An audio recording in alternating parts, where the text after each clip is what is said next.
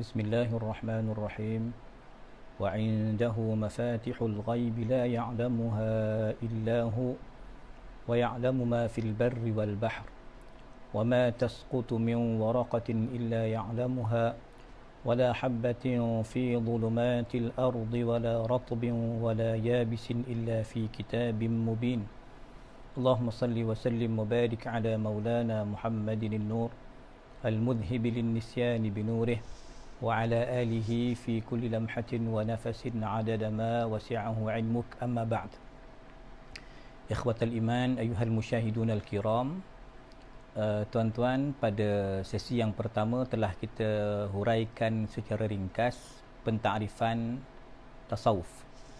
Tapi tak lengkap tu dah, baru kita sebut nama Al-Imam Abdul Hasan Asy-Syadzili yang mengajak kita supaya melatih jiwa kita ni rasa diri sebagai hamba. Sebab itu kita mengaji tasawuf ni nak jadi hamba bukan dari sudut zahir, tetapi yang penting menyerapkan rasa kehambaan itu, menghayati, menjiwai rasa kehambaan itu, tuan-tuan. Dan kita balikkan semua perkara, kita kembalikan semua perkara itu kepada hukum hakam rububiyah, ketuhanan. Okey. Saya nak terus, tuan-tuan, dan antara takrif yang dikemukakan oleh seorang tokoh besar juga dalam dunia kesufian, bukan hanya dunia kesufian tapi dalam dunia syariat, hakikat, iaitu Imam Syekhul Islam Zakaria Al-Ansari radhiyallahu an. Tasawuf itu iaitu ilmu yang dengannya kita kena keadaan macam mana nak menyucikan hati kita. Itu tasawuf. Ya. Kemudian dengan tasawuf, kata Imam Zakaria Al-Ansari, kita dapat mengelokkan akhlak kita.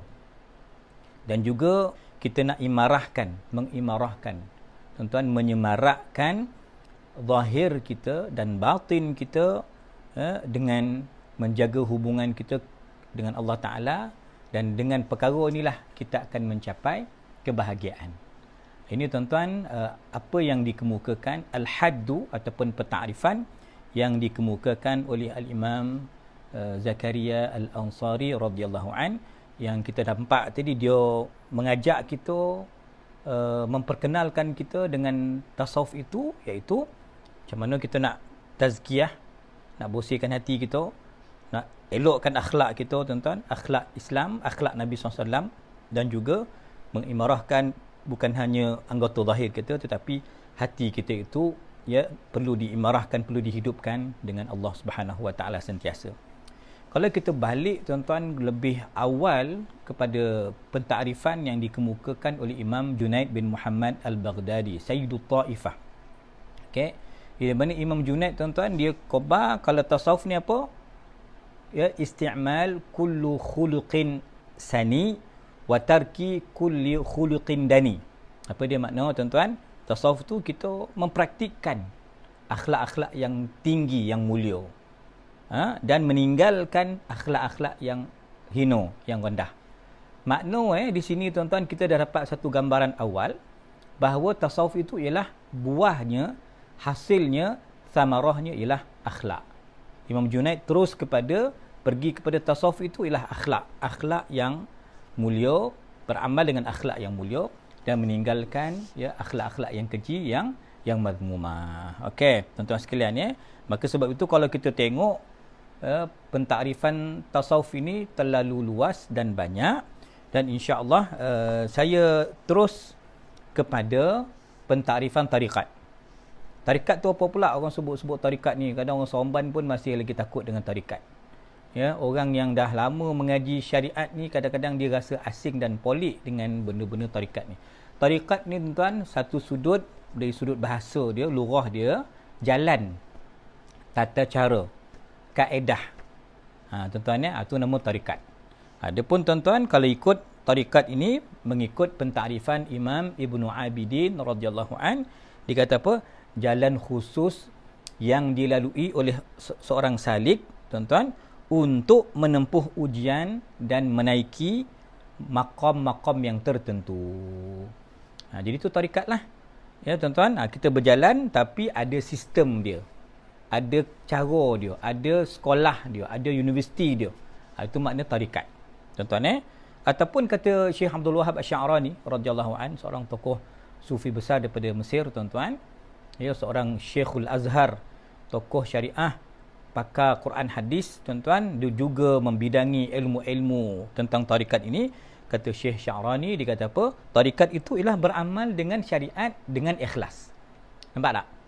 Apa itu tarikat? Tarikat ni apa ustaz? Apakah mesti dengan tasbih yang besar penumbuknya? Apakah mesti dengan serabat yang tabah? Apakah mesti dengan ridak kiri kanan? Apakah?